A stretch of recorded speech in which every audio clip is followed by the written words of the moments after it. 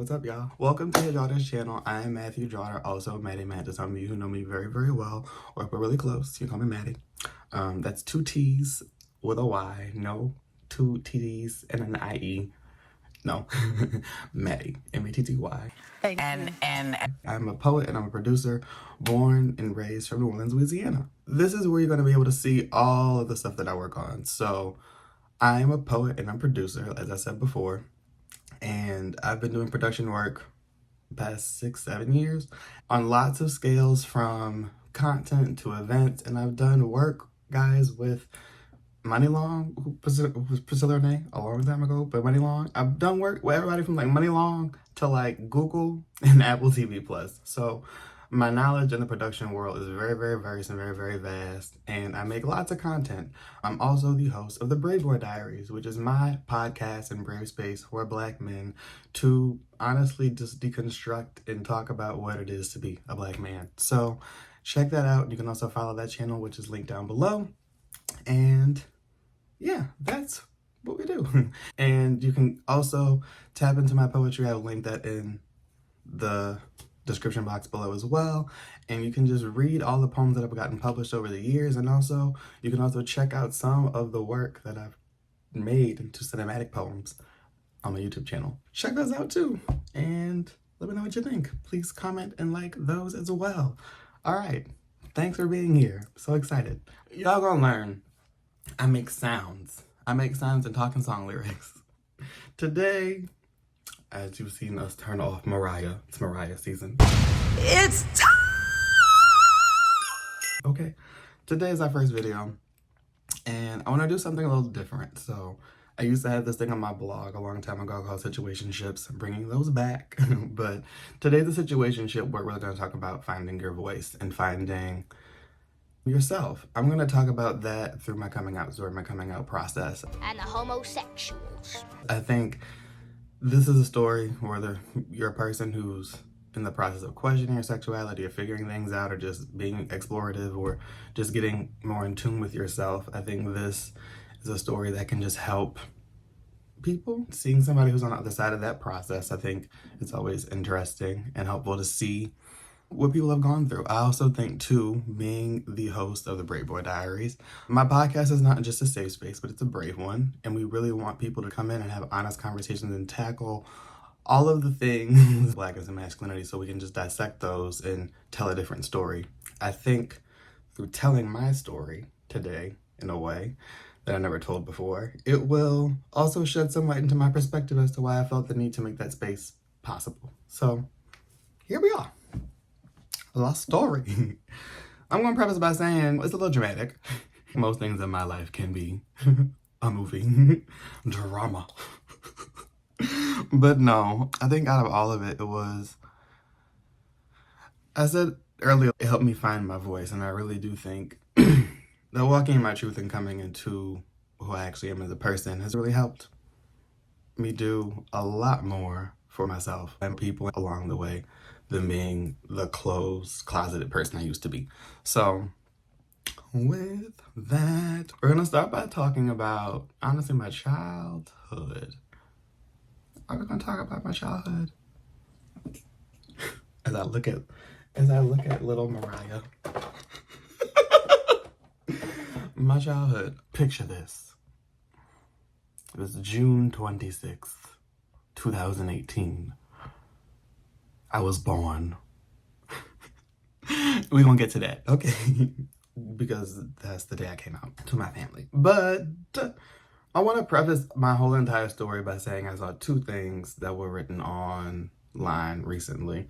And OBO Jones had tweeted something, and he said, I really didn't start becoming a safe space for people until I found actual safe spaces. So something along the lines of that. And it really spoke to me. And then I also saw a meme earlier. It was today, and it was, what did it say? Thank you to the friends that became family, because it really is. That is the backbone of my story. I have lots of people in my life who I call brother, sister, cousin. All those people are really parts of my chosen family. And my chosen family was really the backbone to me, helping me pull myself together through my coming out process. So, I'm from New Orleans. Yes, the best place on earth. Born and raised from New Orleans, but I've not lived in New Orleans my entire life. I have been all over the world. For real. I've lived in Chicago. I lived in Paris, San Francisco, Portland. But through all of those places, I really got a chance to see the world and see different perspectives. And I think that's helped really put my New Orleans perspective into full dimension. And I feel I've been able to see the world coming from this place, but also get to take those experiences and bring it back to this place. And it just helps me understand people in a different way. If you know anything about New Orleans, it's very small, it's very connected. It's not a small place per se, but in terms of how people know people, how things are connected, how things are spread, things are real close. It's a little small. People know people. And I also grew up in a Southern Baptist household. When I was a kid, it was really just me and my mom for a while until she got remarried. But we lived in New Orleans East, and then we had life that we had lived in the city. And then she got remarried, and then my life got split in two. It's really interesting. I always talk to people about this sometimes, but my life was really split into two different worlds already. But I had my life in the city where I went to my art school and I had my friends and I do all these things at school, and my mom went to school. She was a professor. She works at a school in the city too. So we had this whole entire creative, educational world that was in the city. And then we had this house that we lived in that was in the middle of nowhere. And I appreciate living in the country when we lived in Avondale, but it was just very different. And it was just not something that I could really relate to. I could appreciate it, but I couldn't relate to it because I was a city kid. So I spent a lot of my time as a young person commuting back and forth between the city and Avondale. And it's weird because all of my memories and my existence is really from New Orleans. I'm an uptown kid. I went to school uptown. All my friends lived uptown for the most part. That was my stomping ground. That's what I knew. So it was just really weird having to operate in two places and assume life. So that was already something I was doing, living in two different types of different worlds. And then when I think about the two worlds too, they were vastly different because the home world that we had, it was really toxic. The house that we lived in, my mom didn't know it, but we were moving into a house with a narcissist, and that was going to be a 13-year time period that really did a lot to us from an emotional, mental perspective. The ghetto. The ghetto. And I talk about finding my voice. There was a point in time where I really started to really get creative and write when I was a kid. And I was finding my voice. And I could also see how as things when I became a teenager got harder in that house, I also noticed how it affected my voice in different ways too. So that was my childhood, two different worlds, really complicated. I think I want to say the only thing I want to preface is I really didn't really know what gay was. I really didn't know what it was. But I always knew that I was a very effeminate kid. I'd rather stay inside than go outside. I used to play with my action figures and the dolls and dress people up and play all these roles and scenarios. And I didn't really want to play football. It wasn't my thing. I didn't really care about it. Why are we doing this? Let me go inside. So that was me as a kid. Not that I didn't love being outside, but it's just, if I was outside, I wanted to be playing the game. We were playing Duck Goose, we were playing tag, what we doing? I'm not about to be playing with the balls and hitting people. It's just, this is too much. No. So that was me as a kid. I think the only thing that started to threaten the thought of my existence when I was younger was just the fact that my stepfather was very abusive, verbally abusive, sometimes physically abusive. But I think that whole entire experience, being called the F word when you're 7 or 8 years old and not knowing what that is, but knowing that there's some weird bad connotation towards this thing, it just makes you feel a certain kind of way. So always knew I was different. Always had crushes on boys when I was younger, but always also knew that in the household that I grew up in, I didn't have the space to bring that up. But also, that's also someone else's internalized homophobia, which is a whole different thing when it comes down to the whole entire story. But that was the mindsets of the people in my family for a long period of time. That was childhood. I'm a Katrina baby, so It's crazy. The same year Katrina happened was the same year I found out what the word gay was. Because one of my cousins was just, are you gay? I used to always go to Atlanta for the summer times. And one summer, I remember, it was a summer right before Katrina happened, my cousin was walking up the steps. And she looked at me and she was like, you gay? And I was, what is gay? And she was like, it's like when two guys, each other. And I was, oh, no. And I was lying because I also knew if I said yes to this thing, would my whole family know? Would it be a thing? I just remember very distinct conversations about sexuality and all these sorts of things in my family dropping us up when I was a kid. And I always just it terrified me. I was, oh my God, if my family knows this about me, will I be ostracized from these people? Oh my gosh. So that was 10, as I'm also losing my home, watching my city being flooded on American television. So that was 10. And then I want to say middle school bleeds into high school. I started to get teased a lot more. It just gets to a certain point when you're a kid and you are who you are. And also some people notice it and then you get teased. And I was starting to get teased just about being a little bit more effeminate, having friends that were only girls, stuff like that. And then I didn't really talk to my mom about it. I didn't really talk to anybody about it because I was like, if I bring up the teasing thing, then I have to bring up the whole gay thing, and then it's just a whole entire thing. So I was like, I'm just not talk about it. So I'll do the best I can with what I got.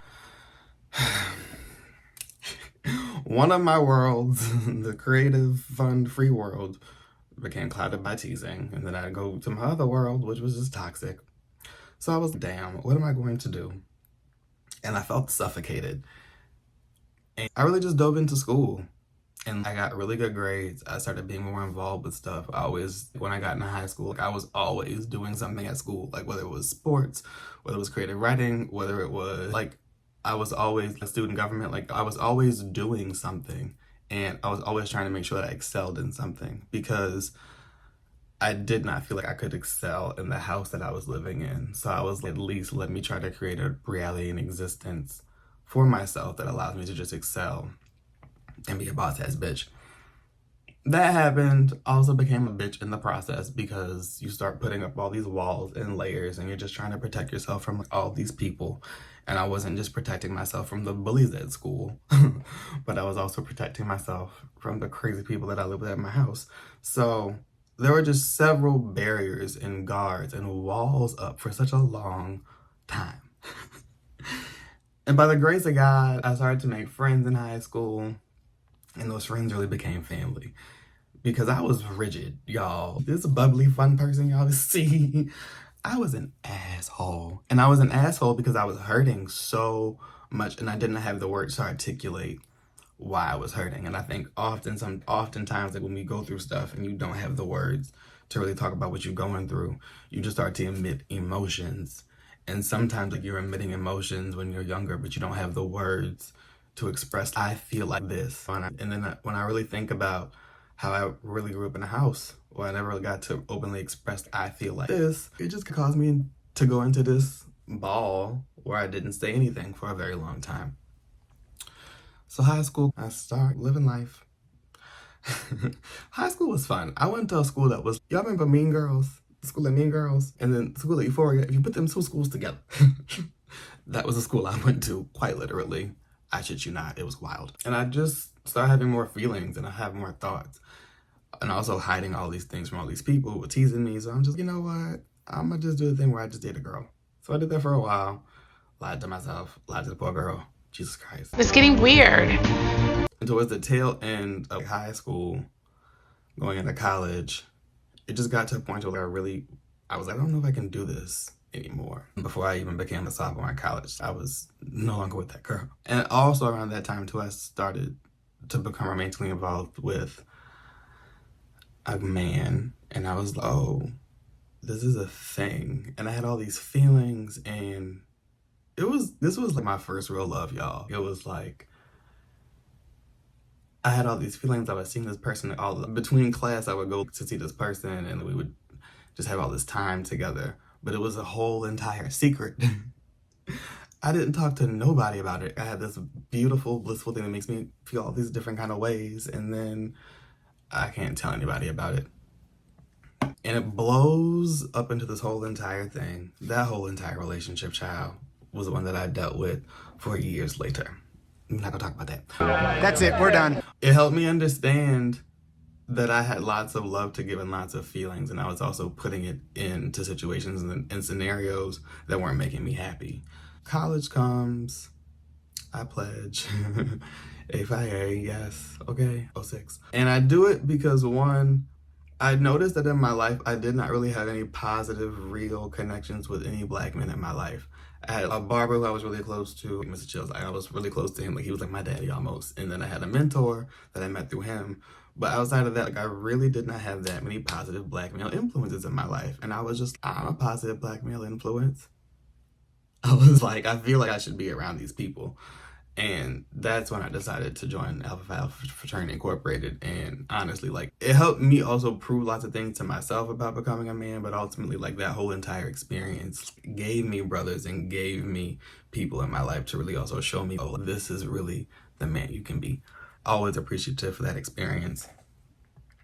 Also got to experience toxic aspects of masculinity when it comes to, like, fraternal life. And I was just like, I don't know how I feel about that. And it just let me see all the different sides of stuff. I'm always very much a kind of person where I'm just, put me in a situation, let me see all of the sides, I'll make the decision for myself. So took that with what it was and ran with it. After I joined my fraternity, I decided to finally do something for myself. And I went and moved to Paris for like half a year for a semester for school, and I studied abroad in Paris. And that, Honey, oh, Lord. that was the time. That was honestly the best time of my life. And I lived by myself, had my own little apartment. Je parle français, okay? Je parle français, okay? Yes. Spoke French to people. Honestly, that was my terrible rendition of French, but I can actually speak French. Don't do me. And I just allowed myself to be. And also the boy, the first love. When I moved to Paris, we had this whole entire moment where, like, we are falling because I was lying. So, because I was lying to everybody. I was lying to myself, lying to people. So I just was not ready to really be honest about, like, commitment and things of that nature. And we had fallen out. So after we had fallen out, my best friend was in Germany. And Cassie was the first person I came out to. It's wild. And I just remember because the first thing I did when I got to Paris was I went to Germany because my best friend was in Germany. And after the whole fallout thing happened, like right after I got into Paris, I went to Germany. And I was so sad. And Cassidy was, what is wrong with you? And I was just sitting in the house, gorgeous house, because they lived in a hotel. Hey, Papa Drisky, hey, Papa Drisky. But no, we were sitting in the hotel and she's looking at me as I'm looking out the window. And she is unnerved. She's unnerved at how sad I am. And she's like, why are you? And I'm looking out the window and I had just literally left Paris to get to Frankfurt. I'm looking at the skyline of Frankfurt. And I don't even have the words. And I just look at her and she looks at me and she said, what is happening? And I just showed her the text messages from the fight that I was having with homeboy. And she looked at me and she said, you should not be dealing with this. You just moved to Paris. He's an asshole. Now, granted, I did feel my friend and everything too. But bottom line, after I told her that I was dealing with this man, she was like, okay. And it really gave me the space to just be myself in this new space. So I wasn't completely this person, but I just started to allow myself to date more, talk to men. I started to do a little bit more when I was in Paris because I had the freedom to explore.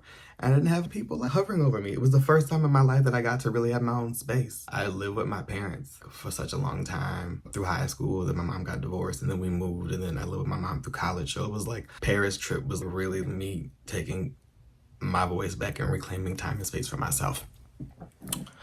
Fun times. It was so nice to be gay in Europe, okay? And then I go back home after my whole Parisian love affair experience. This is the point in time where I'm okay. I got to be this version inside of myself. Maybe I can actually start to tell my family. not my blood family, my actual family.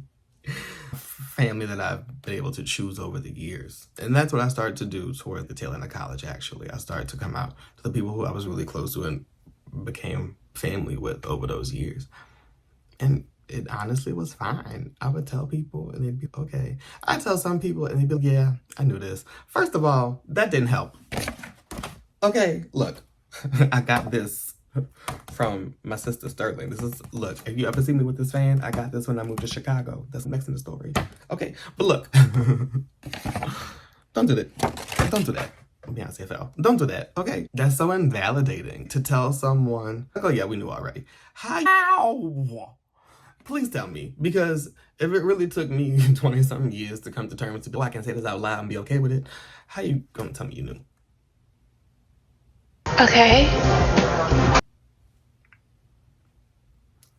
You could have thought, oh, I think someone is going through some things with themselves, with their sexuality. You might not know what it is exactly, but you cannot put labels on people and identify things for people. It is so disrespectful. Tangent. So anyway, because they got people out there that be doing shit like that. I don't have time for that. Okay. I start going out to my family. My brothers and sisters are first. Cousins come. It's fine. Everybody's okay. We love you. Cool. I'm okay, great. So I finally feel like I have this space within the circle of people where I can really just be myself. And it was really beautiful. And I got into a point where I really didn't tell like my immediate cousin, like my immediate family or like my brother, because I really just didn't know if I had the safety net there that I had for my actual family. So I was like, let's figure out where these people are, build some time in. Cool. After college, I moved to Chicago for a summer for an internship. And that's where I got my Beyonce fan from with Sterling that summer. And I got to experience my first Pride. By my first Pride, I also think about how I used to hide under the covers of my room with the remote. Use the back button to watch Noah's Ark. Shout out Doug, my acting teacher, okay? Hey. Anyway, I don't know what made me think about that when I thought of Chicago. But yeah, y'all, I used to be watching Noah's Ark under the covers with SpongeBob on the back channel. I wasn't watching this. Noah and Wade, child. Noah and Wade. Noah and Wade gave me strength, okay? Noah and Wade gave me hope. Noah and Wade, I could find me a Wade one day. Because I am Noah. Let me stop. So, I go to Chicago, had this great time. Okay. Best time of my life. Period. To be young in my prime. Still young in my prime. Don't do me. Then for a small period of time, I have to go back home looking for a job. So I was like, where am I going to go? This is 2017. And I finally find this job in San Francisco. And I'm, oh my God, this is my golden ticket. I felt like I was at Willy Wonka in the Chocolate Factory. I am out this bitch. Yes! Okay. Like, I was so happy to leave. And before I left, my mama was San Francisco was like the gayest place in the world, right? I really had no idea. Quite frankly, my mindset was, what is furthest? I was like, we live here on the map. We live here. What is the furthest thing away from here? Ooh, San Francisco. It was so far. I was, get me out of the house. This is the same house that we in, mind you. We don't get to that in a second too. We do all of this. I shit you not, this is the end of 2017 and I'm moving September. June 26th, 2018 comes. I was born. And it's a week after I experienced my first real Pride parade, like living on my own, have my own apartment, having a boyfriend, all these lovely adult things. This is a period of time where I was making little reel videos and like little Instagram little videos before they even had reels for real. Ask Kayla, my roommate, hashtag Kayla, okay? Love you, girl. And I made this little video for the Pride parade that I went to with my friends, and I posted it. People are like, how could you not know? Your family would see and say all these things. And I'm just like, I don't disagree with those statements. I also want to preface too that I was consciously making an effort to tell all the people in my family this very big thing I felt the need to tell. Regardless if you see like a video or something, I'm a content creator. I'm an artist. I make things. It's what I do. Someone in my family shows the video to my mom. I shit you not, that Monday, I'm at work and I get this long text message. I come out of a meeting. My mom, I'm paraphrasing it for y'all, but she's basically like, so you told the world that you gay, but you couldn't tell me that you gay? And I was like, It's becoming gibberish at this point. and this was before, like, my read receipt's always on, period. This is before you could, like, preview the message and, like, am I gonna read this right now? Or, and at the time, my boss was a Black lesbian. To God be the glory. Always looking out for you, period. And I had talked to Alita about this one time before. Never in depth for real, but we talked about it one time before. And she had just saw my whole entire mood change. Almost how Cassie saw my mood change when I was talking to Cassie that day, years ago. And she said, Matthew, what's going on? And I just showed her my phone. Because I didn't have words. I was at a point in my life to where, like, when things would happen and trauma would happen, my body would shut down. Things would lock up and I literally could not talk or speak. I would just sit and be silent. I've had fights with boyfriends before where it's just like, I would just sit and be silent. And what is happening? And I don't have the words because I'm just hot. And I'd rather not say something because I feel like if I say something, I'm either going to scream or cuss you out, or praise God and my therapist, Lori, and both Andrew helped me come a long way, okay? So, thank y'all. But, yeah, I didn't have the words. I just showed her the messages. And I just remember Alita grabbed me by the shoulders. And she said, remember that day we talked about Mad Day? The day you come out to your family, Mad Day? I said, yeah. She said, that's today. Pack up your shit and go home. And I was sitting there and I was very confused. And I said, but I have all this stuff to do. She said, no, we're not going to worry about work. She says, your house is literally on fire. She's like, you need to go home and fix your house. And she said, come back to work when you're ready. And I did not know what to do. I was, holy shit, what is happening? I literally felt like my world was on fire. Like, have you ever seen that meme where it's fine and the house is on fire? That's really how I felt. And I just remember, like, texting my best friend, Drexton. I was like, sis, I need you. I remember texting Kayla, my roommate, and I was like, girl, I need you. And that's really all I really remember from that day, because the only thing I really remember is, like, my body was moving on autopilot. And I could walk from work to my apartment.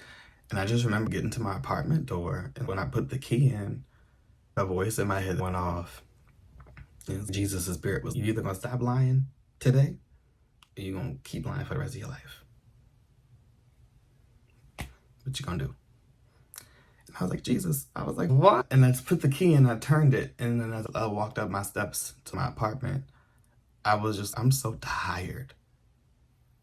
And I was sad. I could feel the heaviness of just holding on to this thing. And also, mind you, like, when I was living in San Francisco, I lived by myself. I was living my life. I was going on dates 3 times a week, child. Like, I was living life, you know? Like, I didn't feel the need to be in a closet because I didn't live in a closet anymore. So I was like, okay, if this is you giving me this opportunity to do this, it's not the way I wanted to do it. But if this is the opportunity, the way that you gave it to me for it to happen, cool. So, talk to my mom. I don't talk to her that day. Me and my friends watched the Thanksgiving episode of Master and None that night, and I bawled my eyes out and have a whole emotional, cathartic process. And then the next day, I called my mama. It was like 3 o'clock Central Time. You know how, like, you call your parents and you can just hear in their voice that they just have this distaste. I talked to my mom on the phone that day, and I was like, hey, Mom. She was, hey. Not hey, period. How's it going? I'm fine. Okay. Cool.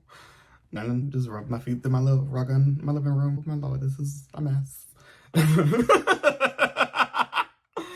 And she's in this post. Yeah, very cut to it. And she's on the phone is dead silent. If I don't say something, she don't say nothing, it's just silent. And then at one point she's just, so are you gay? Yeah. Y'all have no shame. Looking back back on this, like, we can laugh at it now, but in the moment, it was very much cinema, drama, giving you from scratch. Is my life gonna blow up and I have to start all over again? It did. Because I shit you not, I always knew, having the feeling that I had the moment that moment happened, I was like, I had met a man a while ago when I was in Europe. And we had talked for a while, but one thing that he'd always told me, you need to always make sure that you can take care of yourself. If you want to have the life that you want to live, you have to be able to take care of yourself. And that stuck with me, especially when it came to this whole entire process and situation, because I just knew I was going to be cut off from my family. So I wanted to make sure that I had my own space, financial security, therapy, had my own like emotional well-being that was checked and in a good space, so I could really do this thing. Because sometimes it's flipping your life upside over, and also you start to go through a grieving process because you were grieving a version of yourself that you were facading to the world for such a long time that really was not your inner true most self. So I had that whole entire process to go through right after that happened too. We had the conversation. It really did not go very well. So much so, we had a few conversations after that. The final conversation that me and my mom had, it brought us to a space to where we did not speak for a month. Holidays were approaching. Silence.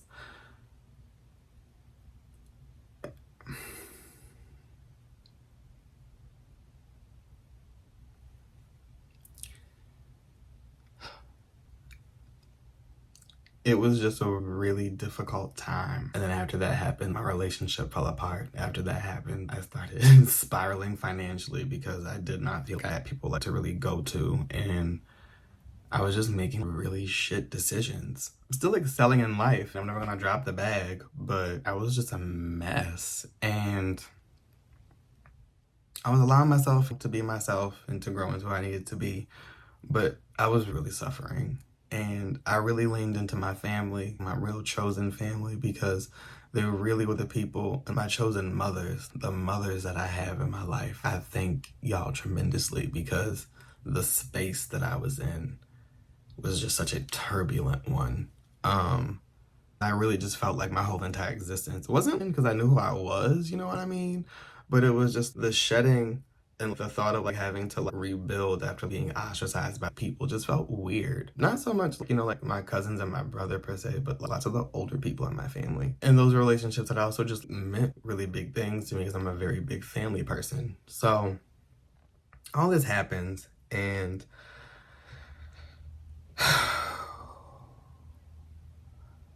after I came out and like the whole like breakup thing happened, I was depressed for a solid year. When I go through stuff hard, and I just feel the need to feel. So I was feeling for quite some time. And one day I had a pencil in my hand and I had a notebook, and I didn't have the words to articulate how I felt coming out of my mouth, but I could write them on a page and they became poems.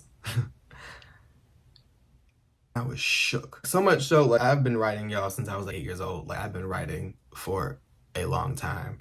I have poetry published in all kinds of places.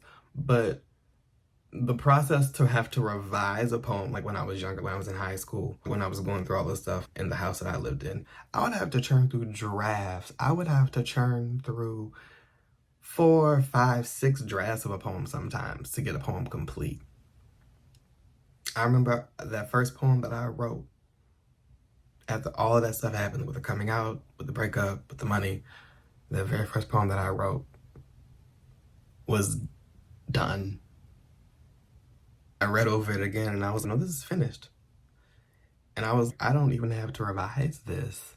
And I had goosebumps all over my body. I was shook. And then I just remember I was so sad, but one thing that I would do in the morning before I go to work, I smoke, and then I get on my computer after the gym and I write a poem. And that's what I try to do every single morning before I got to work. That is what helped me build myself back up again after going through all of the stuff that I was going through. And it hit me one day, Jesus, and I was like, Lord, I was like, maybe I should have been doing this all of this time. And he was like, no. He's like, you're exactly where you're supposed to be. You couldn't have come back to the page again until you were honest with yourself. And I was like, okay. And from there, I started to write again, and it was the words and my voice and me. They were one. They were intertwined. I've been doing lots of work on my voice since then, since June 2018. Bling, bling, bling. Bitches is mad. I think my year 2019 was beautiful for two reasons. One, because it helped me walk back into my creative purpose, but I also started to rebuild the relationship with my mom. It brought me back to go back home one day, and we had a conversation. We were sitting on a bench at a park, child. And she was like, I love you. And this was after we had the moments where we weren't talking for months, and things were like kind of like getting, it's basically getting back to a better place. But she looked at me and she said, I love you. And she says, I don't fully get it. My mom grew up in a different time. So it's, I get what she means by when she says that. But she was, I just want you to be happy, and I want you to be healthy, and I want you to be safe. When she told me that, I'm like, oh, like my mama really loves me. And I'm like, well, mommy, like, like I love you too. But I'm like, I have to be myself, like I cannot not be myself, because I've done that for so long, and it's been so detrimental to me in my existence. So it was a very, very, very heartwarming and touching conversation, but it also allowed me the space to know that you really do have a mom that loves you and cares, and she is trying. Fast forward to today, 2022 going on 2023, and I'm back in my mama's house. I moved back home in the heat of the pandemic just because, from a mental health perspective, I just thought it'd be a lot better for me to be around my family in times like this. And as we come out of it, like, oh, it's time for me to leave this house. But in the thick of all of that pandemic madness, I needed to be back home. And honestly, the last part of this story is what brought me back home was when I was living in Portland, and I was standing in the hallway looking out my window, and I had this giant, beautiful glass pane window that I write my goals on and like dry erase markers. And the spirit came to me. The same way spirit came to me, like when I was at that door, the same way spirit told me like one day, like, you were supposed to be, came to me again. I'm like, okay, what's up? Hey, Jesus, hey. One thing about me, we always gonna be here, okay? Because that's my homie, period. So he was like, go home. And mind you, like, I'm about to like resign my lease. I'm like, I'll live by myself another year. I'm like, okay, cool, like we got it. He was like, go home. And I was very confused. Why would I go home when I can do everything I need to do here? He said, because you still have more work to do. I really didn't know what that meant, honestly, until about maybe a month ago. And I've been home, like, now it's been 2 years since I've been moved back home. How I communicate with my family, with my mom and my brother, is so different. There's so much love in the house that we live in now. Just because we talk to each other, just because we share space and we have conversations and talk about things that we agree about, don't agree about, we give everybody the space to exist. It's been really beautiful to see us as three adults who love each other and coexist in a space. That's been lovely. I also think when it comes down to all of it too, I got lots of creative stuff I had to do for myself and work on my own voice from a creative perspective, and moving back home has given me the space to do that. I needed to go back home to tackle that relationship with my mom and my brother, because I had to really learn how to incorporate those people into the family that I was defining. It's helped me tremendously. I feel I walk taller. I feel like I talk louder. I feel like I'm happier. I don't need to have different versions of myself for different people when I'm around people. I can just be me, and I'm appreciated and I'm loved. I don't feel left over in my family anymore. I don't feel like an outcast in my family anymore. I think this process has shown me and taught me that in life, you're going to have people, especially in your family. You got your family and you got your relatives. And sometimes the people can coexist. And you also have friends and you have acquaintances. You got people you talk to, you got people you just say to on the street. Sometimes you just have to figure out what that is for you. I think for me, in walking in my own truth and walking in my own light, I've been able to really discern the things that are for me a lot better. And I also think that I've been able to not only hold space for myself, but hold space for other people in the process as well too. I say all that to say, coming out is a hard thing. I don't think people should really have to do it. I also know that like when it comes down to the world that we live in, there's so much that people cannot do based upon the environments that they are in. So I would honestly say to anybody, this is just not even people who are struggling with like coming out thing, but just anybody who is really struggling with giving yourself access to your inner voice and your inner self and inner person. I think there's 3 things that this whole entire thing has taught me that I think might help you. I think the first thing for me is really just loving yourself. You gotta love yourself. Ain't nobody gonna love you. Ain't nobody look like you, walk like you, dress like you, breathe like you, smell like you, talk like you, eat like you. Ain't nobody is you. No one thinks like you. You are unique. Not to be preaching self-help, but literally, you have to, the first step is loving yourself. The first step is acceptance. The first step is loving you. Okay?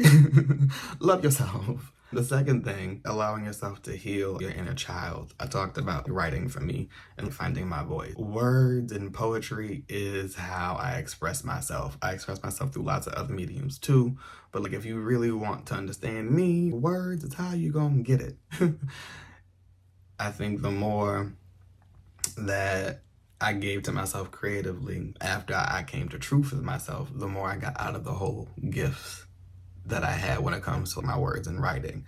Pour back into yourself. Pour back into the things that make you happy. Pour back into the things that activate your inner child. Shit, that's where Brave Boy came from. You know what I mean? I didn't know I was gonna make a freaking podcast for Black men, but after going through this process of really reflecting over my life and having to shed layers of myself and make space for myself, I was like, this is needed for other men too. So go with it. Give that person space. There's somebody in you that dreams, that needs that space though.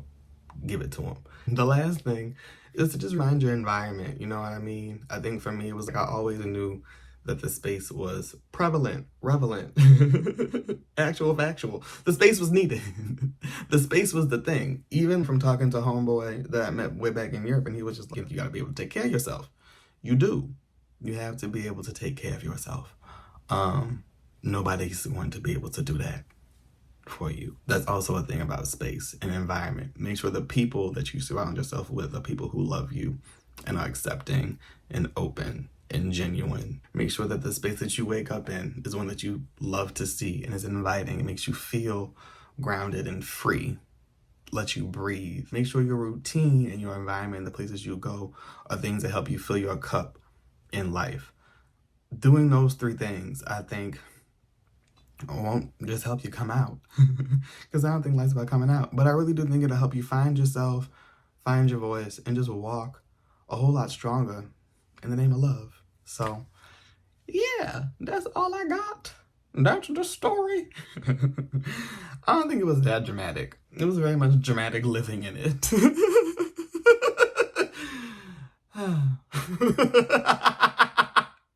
So, that's today's video. We're coming back. Thank y'all so much for tuning in. Look, like, comment, share this, subscribe to the channel. Okay? Okay. All right.